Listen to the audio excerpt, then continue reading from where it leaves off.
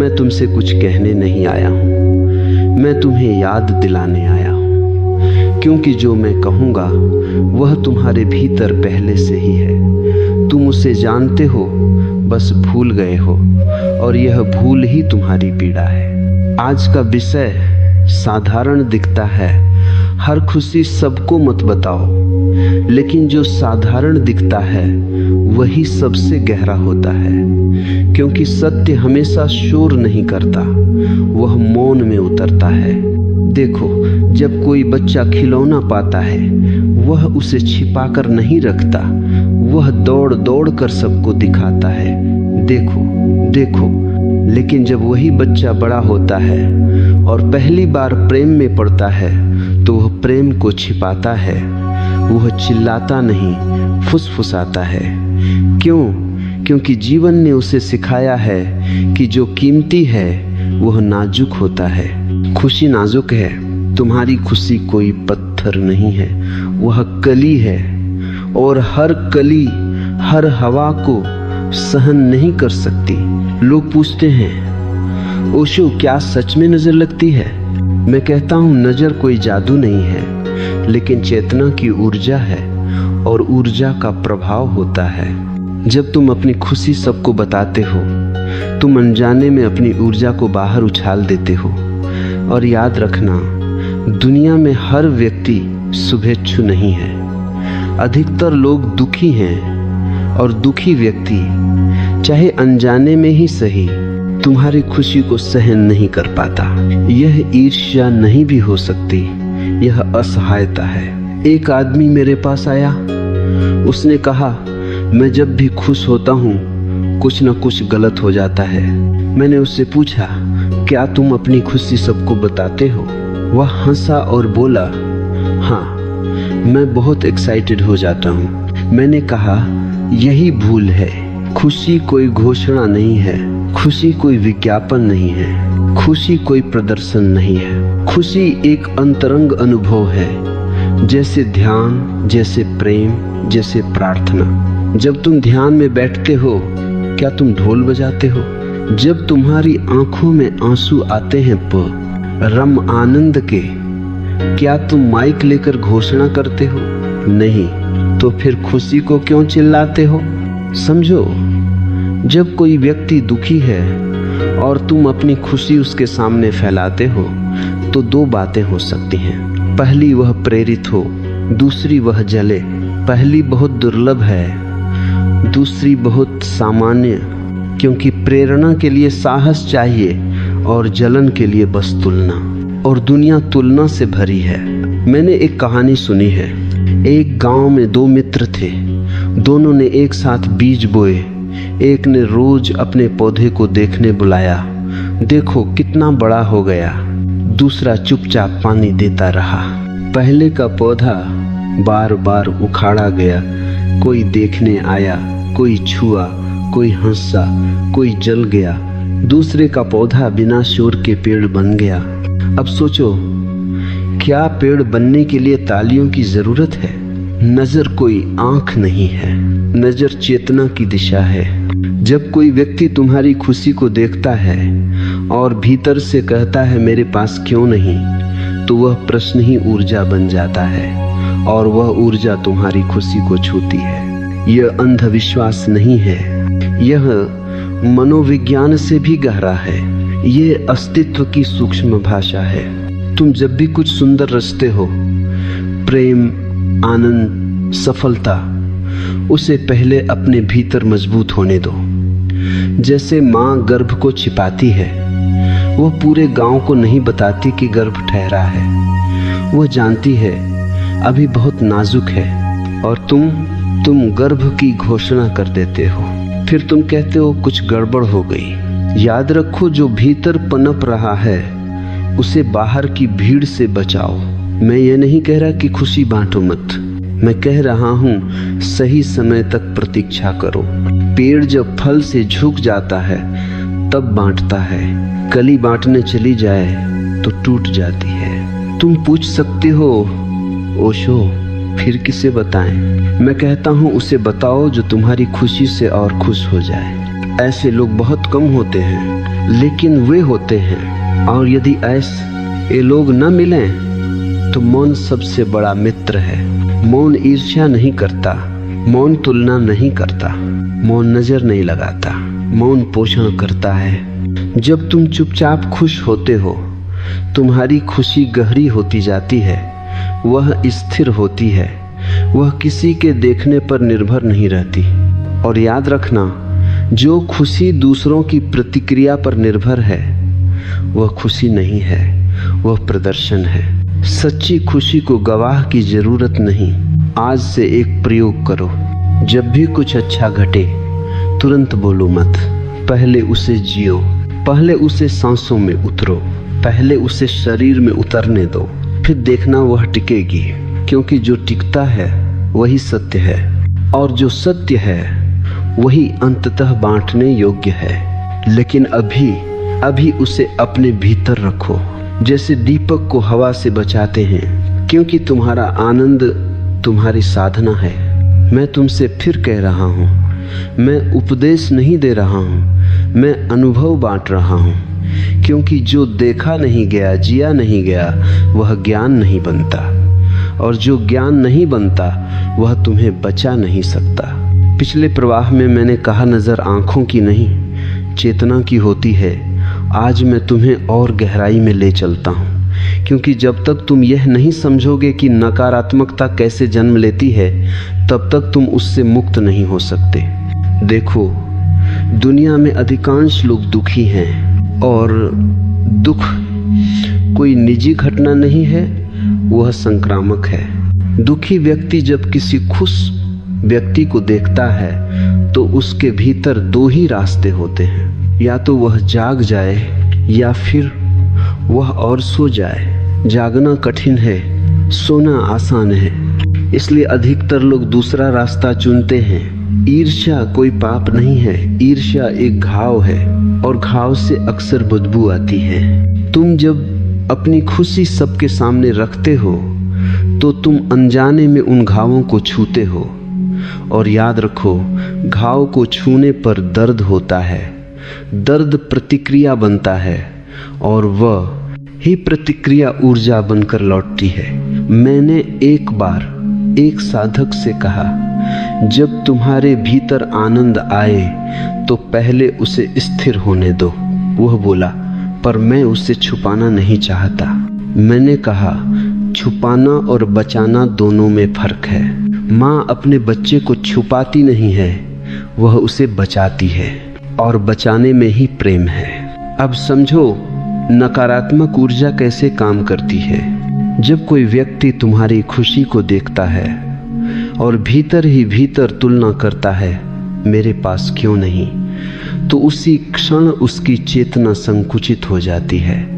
संकुचन से ऊर्जा काली हो जाती है, और वह काली ऊर्जा बिना किसी इरादे के भी बाहर बहने लगती है।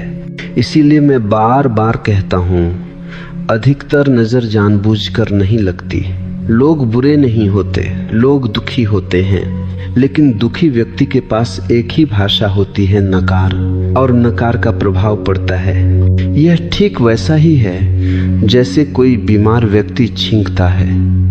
वह तुम्हें बीमार करना नहीं चाहता, लेकिन बीमारी फैल जाती है। तो क्या करो?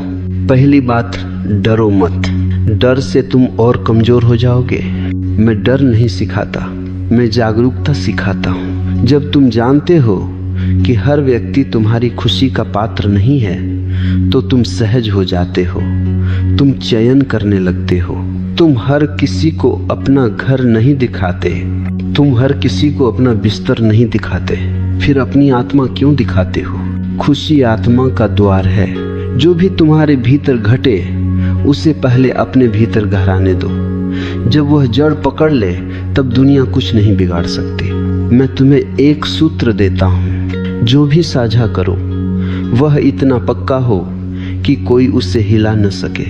अगर किसी की एक बात से तुम्हारी खुशी टूट जाती है तो समझो वह खुशी अभी कच्ची थी।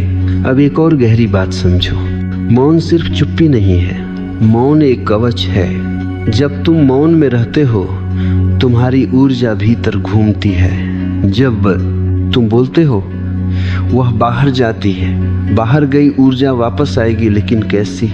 दुनिया जैसी है वैसी लौटेगी। इसलिए बुद्ध कहते थे सही समय तक मौन रखो। महावीर मौन रहे क्योंकि वे जानते थे सत्य को भी सुरक्षा चाहिए।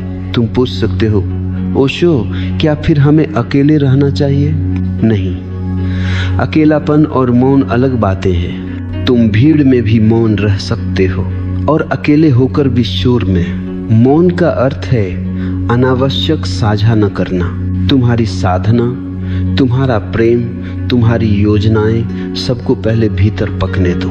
मैंने देखा है जो लोग अपने लक्ष्य सबको बताते रहते हैं वे अक्सर वहीं अटक जाते हैं, और जो चुपचाप चलते रहते हैं वे पहुंच जाते हैं। क्यों? क्योंकि घोषणा ऊर्जा को खर्च कर देती है और मौन ऊर्जा को संचित करता है। यह भी समझो, जब तुम अपनी खुशी सबको बताते हो तो तुम अनजाने में मान्यता मांग रहे होते हो। तुम कहना चाहते हो देखो मैं खुश हूँ, और जिस खुशी को गवाह चाहिए वो अभी पूरी नहीं है। पूर्ण आनंद अपने आप में तृप्त होता है, उसे किसी की आंखों की जरूरत नहीं। अब एक और बात, क्या खुशी बांटना गलत है? नहीं, लेकिन बांटना तब जब वह ओवरफ्लोइंग हो जाए, जब वह छलकने लगे। नदी तब पवित्र होती है जब वह समुद्र की ओर बहती है ना, कि जब वह पोखर बनकर दिखावा करती है। तुम्हें मैं एक अभ्यास देता हूँ। आज से जब भी कोई सुखद घटना घटे उस पर तुरंत प्रतिक्रिया मत दो।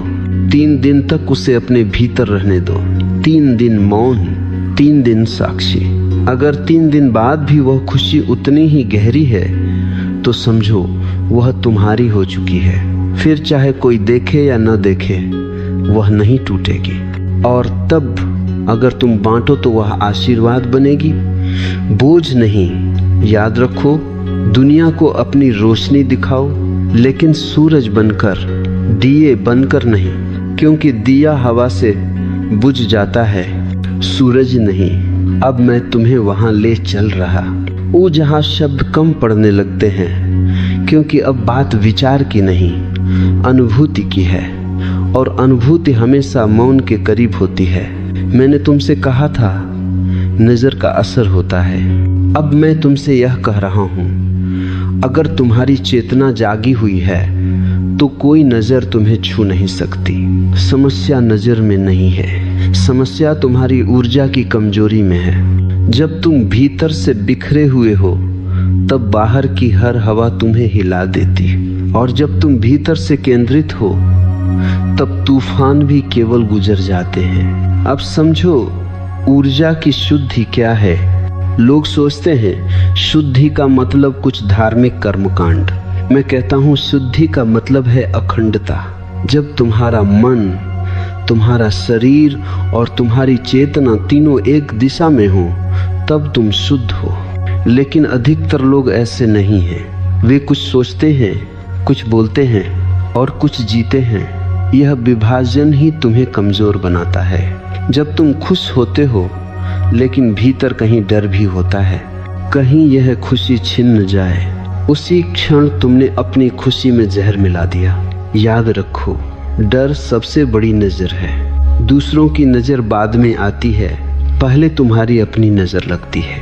तुम्हें लगता है अगर मैंने बताया तो कुछ बुरा हो जाएगा, और डरते डरते तुम बताते भी हो।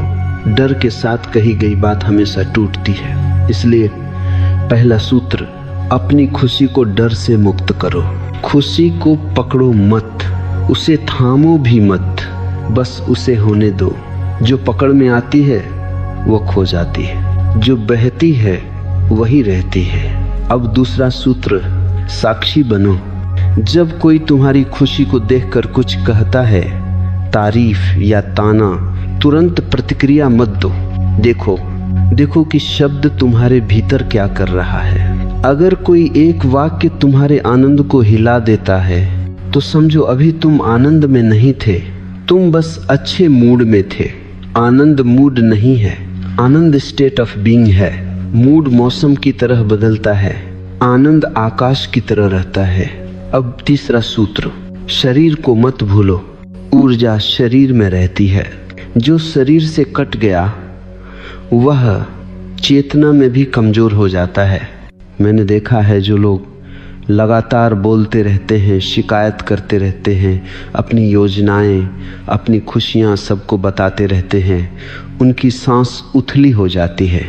उथली सांस, उथली चेतना। इसलिए जब भी भीतर कुछ सुंदर घटे, कुछ क्षण आंख बंद करो, गहरी सांस लो और उस खुशी को सांसों में उतरने दो। जब आनंद सांसों में उतर जाता है तो वह स्थायी हो जाता है। अब एक और गहरी बात, तुम्हें लगता है कि लोग तुम्हारी खुशी से जलते हैं, असल में वे अपनी असफलता से जलते हैं। लेकिन जब तुम अपनी खुशी को चुपचाप जीते हो तो तुम दर्पण बन जाते हो और दर्पण चुभता है। इसलिए बुद्ध ने कहा था, अपने प्रकाश को छुपाओ मत, लेकिन प्रदर्शन भी मत करो। प्रकाश हो लेकिन सहज हो। सहजता सबसे बड़ा कवच है। जो व्यक्ति सहज है उस पर कोई तीर नहीं लगता, क्योंकि वह लक्ष्य नहीं बनता।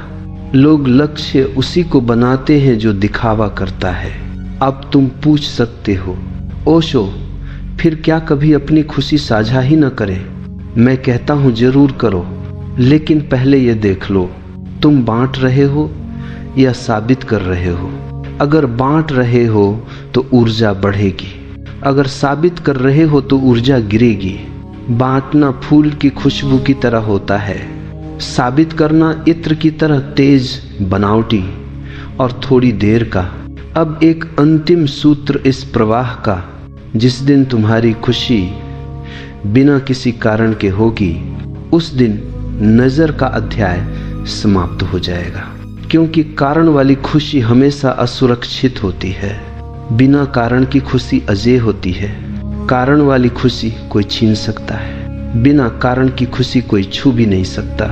और ध्यान रखना, जब तुम सच में आनंदित हो तो तुम्हें बताने की इच्छा ही नहीं होगी, क्योंकि जो पूरा है वह प्रचार नहीं करता, वह बस होता है।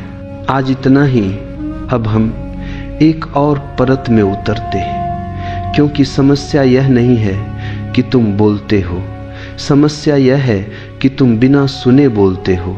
तुम बाहर की दुनिया से पूछते हो, भीतर की आवाज से नहीं। याद रखो, जीवन में हर बात हर व्यक्ति के लिए नहीं होती, और जो यह समझ लेता है वह सुरक्षित हो जाता है। तुमने देखा है कुछ लोगों से बात करके मन हल्का हो जाता है, और कुछ लोगों से बात करके मन भारी हो जाता है। बात वही होती है पर असर अलग। क्यों? क्योंकि हर व्यक्ति की चेतना एक ही तल पर नहीं होती। कुछ लोग तुम्हें सुनते हैं, कुछ लोग तुम्हें मापते हैं। जो सुनता है वह स्वीकार करता है, जो मापता है वह तुलना करता है, और तुलना से हमेशा जहर निकलता है। इसलिए पहला सूत्र आज का, हर कान सुनने योग्य नहीं होता, लेकिन तुम कैसे पहचानोगे भीतर से? जब तुम किसी से कुछ साझा करने का सोचते हो, एक क्षण रुक जाना, आंख बंद करना और अपने हृदय से पूछना, क्या यह व्यक्ति मेरी खुशी को संभाल पाएगा? अगर भीतर हल्कापन आए बोलो, अगर भीतर संकोच आए मौन रखो। भीतर की आवाज कभी गलत नहीं होती। गलत हम तब होते हैं जब हम उसे सुनते नहीं। अधिकतर लोग अपनी खुशी इसलिए खोते हैं क्योंकि वे स्वीकृति की तलाश में होते हैं। वे कहना चाहते हैं, देखो मैं भी सफल हूँ, देखो मैं भी खुश हूँ।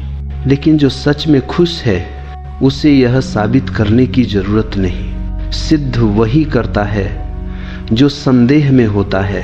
अब एक कहानी सुनो। एक साधक था, वह जब भी ध्यान में गहराई अनुभव करता अपने मित्रों को बता देता। धीरे धीरे ध्यान कम होने लगा। वह मेरे पास आया। मैंने पूछा, ध्यान करते समय क्या करते हो? वह बोला, मैं सोचता हूँ आज क्या बताऊंगा। मैं हंसा। मैंने कहा, यही तो ध्यान का अंत है। जिस क्षण तुम अनुभव को साझा करने की योजना बनाने लगते हो, उसी क्षण तुम अनुभव से बाहर हो जाते हो। अनुभव को पहले पूरा होने दो। अब समझो, मौन कोई दबाव नहीं है, मौन कोई त्याग नहीं है, मौन बुद्धिमत्ता है। मौन का अर्थ है जो आवश्यक नहीं उसे रोक देना। जैसे शरीर में अनावश्यक बोलना ऊर्जा खर्च करता है, वैसे ही मन में अनावश्यक साझा करना ऊर्जा खर्च करता है। तुम्हारी खुशी भी ऊर्जा है और ऊर्जा का अपव्यय मूर्खता है। अब दूसरा सूत्र, जो व्यक्ति तुम्हें बिना जलन के सुन सके वही पात्र है। ऐसे लोग बहुत कम होते हैं, कभी कभी एक भी नहीं। और अगर कोई नहीं है तो अस्तित्व है। अस्तित्व सुनता है, पेड़ सुनते हैं, आकाश सुनता है। तुम हंसोगे लेकिन मैं सच कह रहा हूँ। पेड़ के नीचे बैठकर अपनी खुशी को महसूस करना किसी ईर्ष्यालु व्यक्ति से बात करने से कहीं ज्यादा सुरक्षित है। प्रकृति कभी नजर नहीं लगाती, क्योंकि प्रकृति में तुलना नहीं है।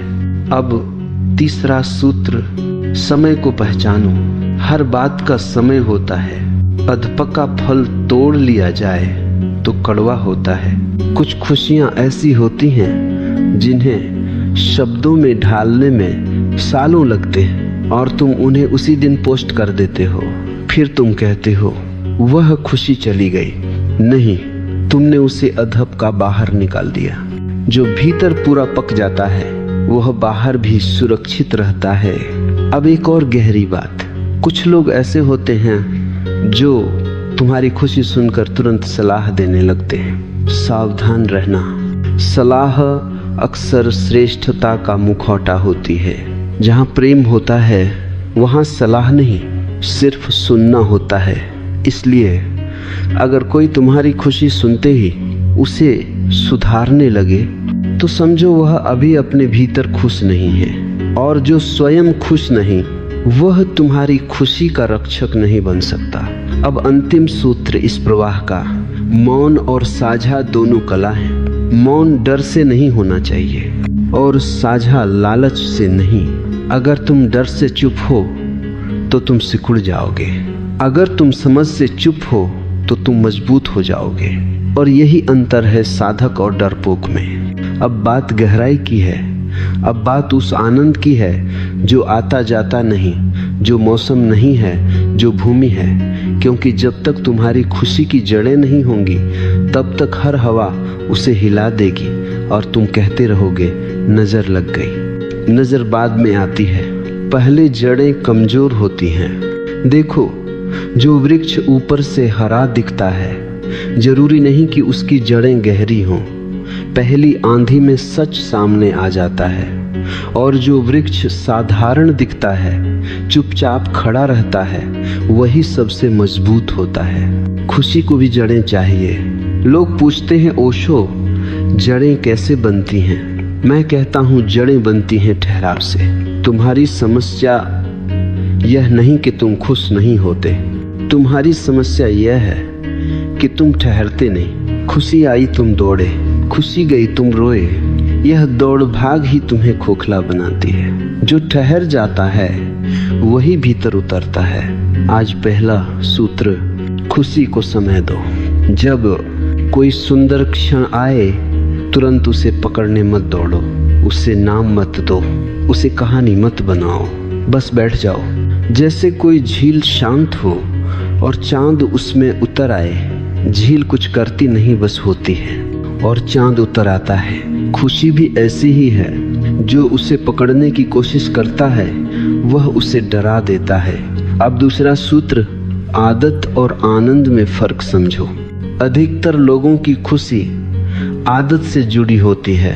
कोई व्यक्ति, कोई वस्तु, कोई स्थिति, और आदत टूटते ही खुशी टूट जाती है। यह खुशी नहीं, यह निर्भरता है। निर्भरता हमेशा असुरक्षित होती है। इसलिए मैं कहता हूँ, खुशी को किसी एक खूंटे से मत बांधो। आज जो मिला है उसके लिए कृतज्ञ हो जाओ, लेकिन उसे शर्त मत बनाओ। जो शर्त पर टिका है वह कभी जड़ नहीं पकड़ता। अब तीसरा सूत्र, कृतज्ञता को रोज का अभ्यास बनाओ। कृतज्ञता जड़ है, शिकायत कुल्हाड़ी है। जिस दिन तुम शिकायत करते हो उस दिन तुम अपनी ही जड़ काटते हो। ध्यान देना, जब तुम अपनी खुशी सबको बताते हो अक्सर उसके साथ शिकायत भी जुड़ी होती है। हाँ, खुश तो हूँ लेकिन ये लेकिन ही जहर है। अगर खुश हो पूरा खुश हो, अगर दुखी हो पूरा दुखी हो। बीच का आदमी सबसे कमजोर होता है। अब एक गहरी बात, तुम्हारी खुशी तब तक स्थिर नहीं होगी जब तक वह अकेले भी टिक न सके। अगर तुम्हारी खुशी को किसी की मौजूदगी चाहिए तो वह प्रेम नहीं आ सकती है। अगर तुम्हारी खुशी को किसी की प्रतिक्रिया चाहिए तो वह आनंद नहीं अहंकार है। इसीलिए मैं साधकों से कहता हूँ, कुछ समय अकेले खुश होना सीखो, बिना कारण, बिना गवाह, बिना दर्शक। यह अभ्यास कठिन है क्योंकि अहंकार को दर्शक चाहिए, लेकिन जो इस कठिनाई से गुजर गया उसकी खुशी फिर कोई छीन नहीं सकता। अब चौथा सूत्र, शरीर में उतरना। खुशी अगर सिर में रह गई तो विचार बन जाएगी और विचार टूटते हैं। खुशी को पेट में उतारो, छाती में उतारो, पैरों में उतारो। चलते समय महसूस करो मैं खुश हूँ, बोलते समय नहीं, महसूस करते समय। जो महसूस में उतर गया वह जड़ बन गया। अब आखिरी और सबसे महत्वपूर्ण सूत्र, जो भीतर स्थिर हो गया उसे बाहर छुपाने की जरूरत नहीं रहती। तब तुम बोलो या न बोलो फर्क नहीं पड़ता, क्योंकि तब नजर कुछ नहीं कर सकती। नजर केवल उसी को लगती है जो खुद पर भरोसा नहीं करता। जिस दिन तुम्हारी खुशी को किसी की मंजूरी की जरूरत नहीं होगी उस दिन यह अध्याय समाप्त हो जाएगा। तब तुम सहज हो जाओगे, सरल हो जाओगे, और सरलता सबसे बड़ा सुरक्षा कवच है। अब हम उस भूमि पर आते हैं जहां आज का मन सबसे अधिक उलझा है। ये समय शोर का है, हर ओर घोषणाएं हैं, प्रदर्शन है, पोस्ट हैं, प्रतिक्रियाएं हैं, और तुम सोचते हो अगर मैंने नहीं बताया तो क्या मेरी खुशी अधूरी रह जाएगी? नहीं, अधूरी खुशी वह है जिसे बताना पड़े। समझो, आधुनिक मन एक भूल में जी रहा है। वह मान बैठा है कि जो दिखता है वही है। इसलिए लोग जीने से पहले दिखाने लगते हैं, और यही उलटी यात्रा है। जीवन पहले भीतर घटता है, फिर बाहर दिखाई देता है, लेकिन तुम बाहर दिखाने में ही इतने व्यस्त हो कि भीतर घटने का समय ही नहीं बचता। मैं तुमसे एक सीधी बात कहूँ, जो खुशी कैमरे के लिए पैदा होती है वह कैमरे के साथ ही मर जाती है, क्योंकि वह खुशी नहीं एक मुद्रा होती है। आज का मन कहता है अगर सबको नहीं बताया तो क्या फायदा। मैं कहता हूँ अगर भीतर नहीं उतरा तो क्या फायदा। याद रखो, दुनिया में दो तरह के लोग हैं, एक जो खुश होकर बांटते हैं, दूसरे जो बांटकर खुश होने की कोशिश करते हैं। पहले का आनंद गहरा होता है, दूसरे का थका हुआ। अब एक महत्वपूर्ण बात समझो, जब तुम अपनी खुशी सार्वजनिक करते हो तो तुम उसे सार्वजनिक निर्णय के लिए खोल देते हो। अब कोई तारीफ करेगा, कोई तंज कसेगा, कोई तुलना करेगा, और तुम्हारा मन जो अभी स्थिर नहीं है उन सब से हिलने लगेगा। फिर तुम कहते हो नजर लग गई। नहीं, तुमने अपनी खुशी को बाजार में रख दिया। बाजार में सब कुछ तोला जाता है, और जो तोलने योग्य हो जाए वह पवित्र नहीं रहता। इसलिए पहला सूत्र आज का, अपनी खुशी को निजी रखना कोई कमजोरी नहीं, परिपक्वता है। परिपक्व फल पेड़ से चिल्लाकर नहीं कहता मैं मीठा हूँ, वह चुपचाप पकता है। अब तुम पूछोगे तो क्या हमें दुनिया से कट जाना चाहिए? नहीं, मैं कटाव नहीं सिखाता, मैं संतुलन सिखाता हूँ। तुम दुनिया में रहो लेकिन दुनिया तुम्हारे भीतर न घुसे। तुम साझा करो लेकिन अपनी आत्मा को नहीं, सिर्फ अपनी छाया को। अब एक और गहरी बात, आज लोग अपनी खुशी इसलिए दिखाते हैं क्योंकि वे अकेले उसे महसूस नहीं कर पाते। अकेले बैठो और अगर भीतर खालीपन लगे तो समझो वह खुशी नहीं थी। खुशी अकेले में और गहरी होनी चाहिए, भीड़ में नहीं। भीड़ में तो नशा होता है। इसलिए मैं कहता हूँ, अगर तुम्हारी खुशी अकेले में टिकती है तो दुनिया में वह सुरक्षित है। अब दूसरा सूत्र, दिखावे से नहीं, सादगी से जियो। सादगी का मतलब यह नहीं कि तुम छुप जाओ। सादगी का मतलब है जो है वही है, न बढ़ाना न घटाना। जो बढ़ाता है वह झूठ में जाता है, जो घटाता है वह डर में जाता है। सादगी दोनों से मुक्त है। अब तीसरा सूत्र, डिजिटल शोर से विराम।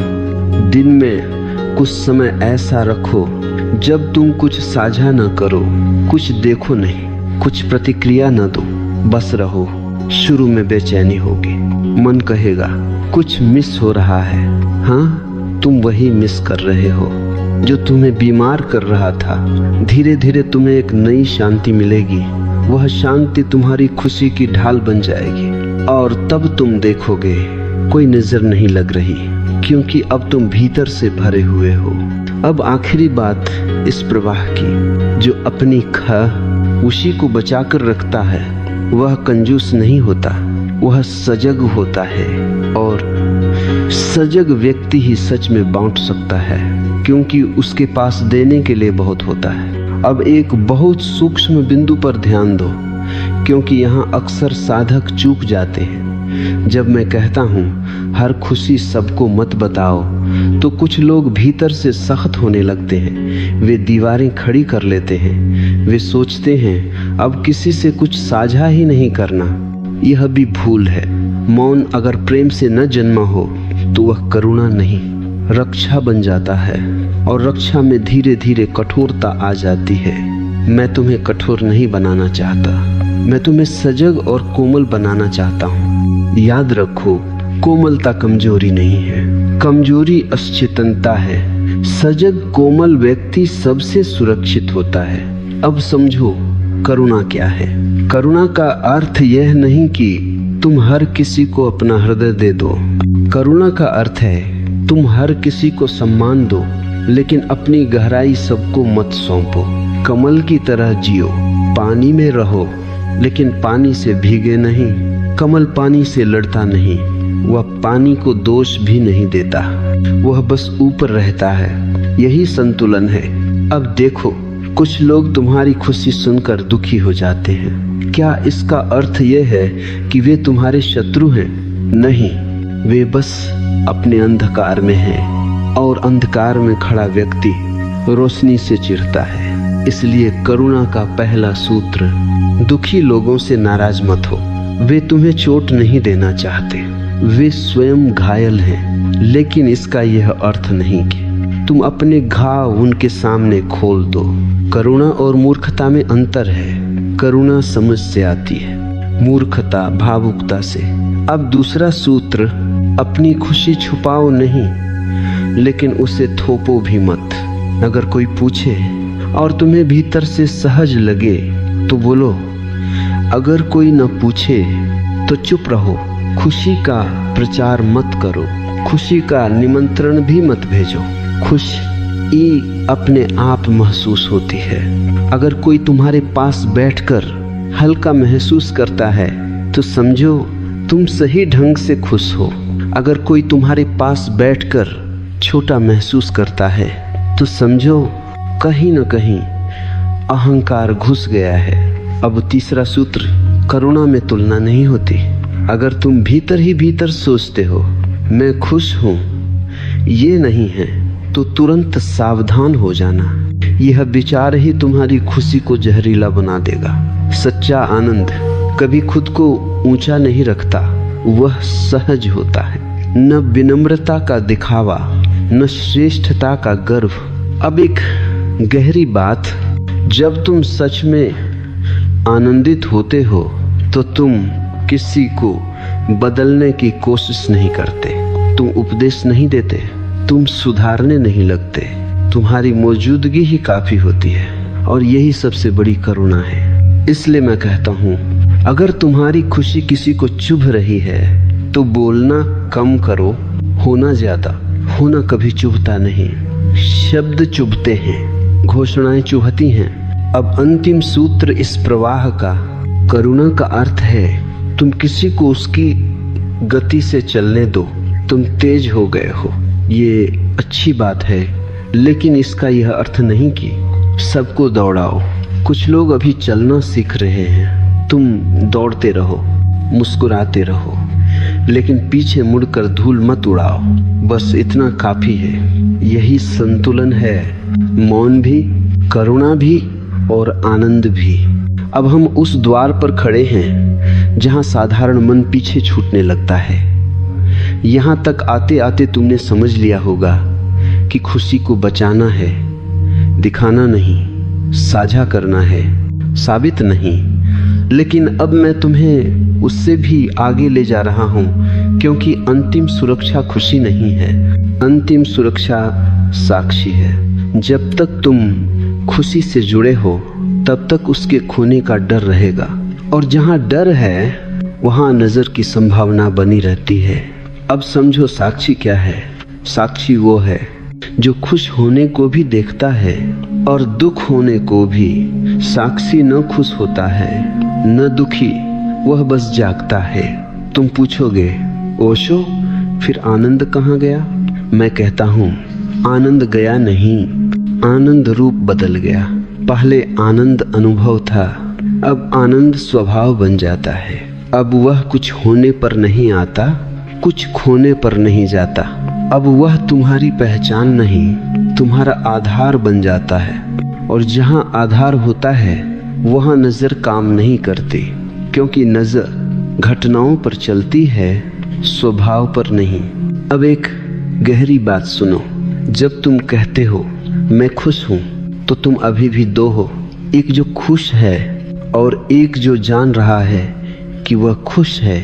लेकिन जब साक्षी जागता है तो मैं खुश हूं भी गिर जाता है। तब सिर्फ होना बचता है, और जो बस है उसे कोई हिला नहीं सकता। अब समझो नजर क्यों लगती है, क्योंकि तुम किसी अवस्था से चिपके होते हो। आज खुश, कल नहीं, आज सफल, कल असफल। ये झूला ही तुम्हें कमजोर बनाता है। साक्षी झूले से उतर जाता है, वह देखता है खुशी आई, खुशी गई, लेकिन वह नहीं जाता। इसलिए बुद्ध हंसते थे, न सुख में न दुख में उनकी हंसी साक्षी की थी। अब दूसरा सूत्र, साक्षी बनने का अभ्यास। जब भी कोई तुम्हारी खुशी को देखकर कुछ कहे, तारीफ या ताना, तुरंत भीतर हट जाओ। देखो शब्द भीतर कैसे प्रवेश करना चाहता है, और देखो तुम उसे अनुमति दे रहे हो या नहीं। साक्षी अनुमति नहीं देता, वह बस देखता है, और जो देखा जाता है वह धीरे धीरे शक्ति खो देता है। अब तीसरा सूत्र, खुशी को भी जाने देना सीखो। यह सबसे कठिन है। लोग दुख छोड़ना चाहते हैं, खुशी नहीं। लेकिन जो खुशी को नहीं छोड़ सकता वह अभी भी डर में है। सच्चा संन्यास खुशी का भी त्याग है। त्याग का अर्थ यह नहीं कि खुश मत रहो, त्याग का अर्थ है खुशी से चिपको मत। चिपकाव ही नजर को निमंत्रण देता है। अब एक कहानी, एक शिष्य बोला, गुरु मुझे डर है कि मेरी शांति टूट न जाए। गुरु ने कहा, जो टूट सकती है वह तुम्हारी नहीं थी। साक्षी की शांति टूटती नहीं, क्योंकि वह बनाई नहीं गई। अब अंतिम सूत्र इस प्रवाह का, जिस दिन तुम अपनी खुशी को भी पकड़ना छोड़ दोगे, उस दिन नजर, डर, सुरक्षा सब शब्द गिर जाएंगे। तब न कोई तुम्हारी खुशी छीन सकता है, न तुम्हें उसे छुपाने की जरूरत रहेगी, क्योंकि तब तुम स्वयं खुशी नहीं हो, तुम उससे भी आगे हो, तुम चेतना हो। अब सवाल ये नहीं रहा कि साक्षी क्या है, अब सवाल यह है इसे जिया कैसे जाए। क्योंकि समझ अगर जीवन में न उतरे तो वह बोझ बन जाती है, और बोझ से आनंद नहीं उपजता। साक्षी कोई गुफा की चीज नहीं है। साक्षी बाजार में भी उतना ही संभव है जितना ध्यान कक्ष में, असल परीक्षा वहीं होती है। अब समझो, दैनिक जीवन में सबसे बड़ी चुनौती क्या है? संबंध। जहां दूसरा है वहां प्रतिक्रिया है, जहां प्रतिक्रिया है वहां भूल है, और वही भूल तुम्हारी खुशी को बार बार बाहर फेंक देती है। पहला सूत्र, संबंधों में कुछ भी व्यक्तिगत मत लो। यह बहुत कठिन है, लेकिन यही द्वार है। जब कोई तुम्हारी खुशी पर टिप्पणी करता है, ज्यादा खुश मत हो, इतना क्या है, देखते हैं कब तक। अगर तुम उसे व्यक्तिगत लेते हो तो साक्षी सो जाता है, लेकिन अगर तुम देख पाते हो यह शब्द उसके मन से आ रहा है, मेरे सत्य से नहीं, तो शब्द तुम्हें छू नहीं पाता, तब तुम मुस्कुरा सकते हो। और मुस्कान यहाँ उत्तर नहीं, साक्षी की उपस्थिति है। अब दूसरा सूत्र, संबंधों में अपनी खुशी का बोझ मत डालो। लोग अपनी खुशी दूसरों से मान्यता के लिए बांटते हैं। वे चाहते हैं तुम भी मानो कि मैं खुश हूँ। यह बोझ है। कोई भी व्यक्ति दूसरे की खुशी का जिम्मेदार नहीं होना चाहता। इसलिए मैं कहता हूँ, अपनी खुशी को किसी पर मत टिको, उसे अपने भीतर रहने दो। अब तीसरा सूत्र, कर्म करते समय भी साक्षी। जब तुम काम कर रहे हो, ऑफिस में, घर में, समाज में, पूरा डूबो, लेकिन भीतर एक हिस्सा देखता रहे। यह देखने वाला हिस्सा तुम्हें बचाता है, वह तुम्हें बताता है अब तुम बह रहे हो, अब तुम फिसल रहे हो, अब तुम चिपक रहे हो, और जैसे ही तुम देखते हो चिपकाव ढीला पड़ जाता है। अब चौथा सूत्र, अपेक्षा छोड़ो। अपेक्षा ही वह जगह है जहां नजर घुसती है। तुम खुश होते हो और चाहते हो कि दूसरा भी उसी तरह प्रतिक्रिया दे, और जब वह नहीं देता तो तुम्हारी खुशी गिरने लगती है। ये गिरावट नजर से नहीं, अपेक्षा से आती है। अपेक्षा छोड़ते ही साक्षी फिर जाग जाता है। अब एक बहुत महत्वपूर्ण बात, साक्षी बनने का अर्थ यह नहीं कि तुम भावहीन हो जाओ। साक्षी रो सकता है, साक्षी हंस सकता है, लेकिन वह डूबता नहीं। जैसे नदी में कमल तैरता है, पानी में है, पानी उसका नहीं है। अब अंतिम सूत्र इस प्रवाह का, दिन में कम से कम एक क्षण ऐसा रखो जब तुम कुछ भी न करो, सिर्फ देखो। न प्रार्थना, न ध्यान, न मंत्र, बस देखो सांस को, विचार को, भाव को। यही अभ्यास धीरे धीरे पूरे दिन में फैल जाएगा, और एक दिन तुम पाओगे खुशी आ रही है, खुशी जा रही है, लेकिन तुम वही हो। नजर अब अप्रासंगिक हो चुकी है, क्योंकि अब कोई मैं नहीं है जिस पर नजर लगे। अब यहाँ कोई विषय नहीं बचा। अब हर खुशी सबको मत बताओ भी छूटने को है, क्योंकि जो समझने योग्य था वह समझ लिया गया, और जो जीने योग्य था वह जी लिया गया। अब मैं तुम्हें कुछ सिखाने नहीं आया हूँ, अब मैं तुम्हें छीनने आया हूँ तुम्हारी आखिरी पकड़। देखो, जब तुम इस यात्रा की शुरुआत में थे तब तुम डरते थे नजर लग जाएगी, फिर तुम समझने लगे खुशी को बचाना है, फिर तुम मौन में उतरे, फिर साक्षी बने, और अब न नजर बची है, न खुशी बची है, न बचाने वाला बचा है। अब केवल होना है, और जो केवल होता है वह न छुपाता है न दिखाता है, वह बस है। जैसे आकाश यह नहीं सोचता आज बादल आएंगे तो क्या होगा, आज बिजली गिरी तो क्या होगा। आकाश सबको स्थान देता है, लेकिन किसी से बंधता नहीं। अब समझो, नजर किसे लगती है? उसे जो किसी रूप से जुड़ा हो। मैं खुश हूँ एक रूप है, मैं सफल हूँ एक रूप है, मेरी साधना गहरी है एक रूप है, और हर रूप नाजुक है। लेकिन जब तुम कहते भी नहीं, सोचते भी नहीं, बस हो, तो नजर किसे लगेगी? अब कोई मैं नहीं है जिसे कुछ खोने का डर हो। इसलिए अंतिम सत्य यह नहीं है कि खुशी को छुपाओ, अंतिम सत्य यह है खुशी से आगे निकल जाओ। तब न छुपाने की जरूरत है न बताने की। तब जो घटता है वह सहज घटता है। अगर कोई पूछे तुम बोलो, अगर कोई न पूछे तुम चुप रहो। लेकिन अब यह निर्णय मन से नहीं, अस्तित्व से आता है, और अस्तित्व कभी गलती नहीं करता। अब आखिरी बात, जिस दिन तुम्हारी खुशी इतनी गहरी हो जाए कि तुम्हें यह याद ही न रहे कि तुम खुश हो, उसी दिन समझना कि तुम मुक्त हो गए। क्योंकि तब खुशी अनुभव नहीं, तुम्हारा स्वभाव बन चुकी है और स्वभाव पर नजर नहीं लगती। अब कुछ कहने को नहीं बचा। अगर कुछ बचा है तो वह मौन है। उसे शब्दों में मत बदलो, उसे जियो। यही पूरा संदेश है, यही पूरा सूत्र है, यही पूरा जीवन है।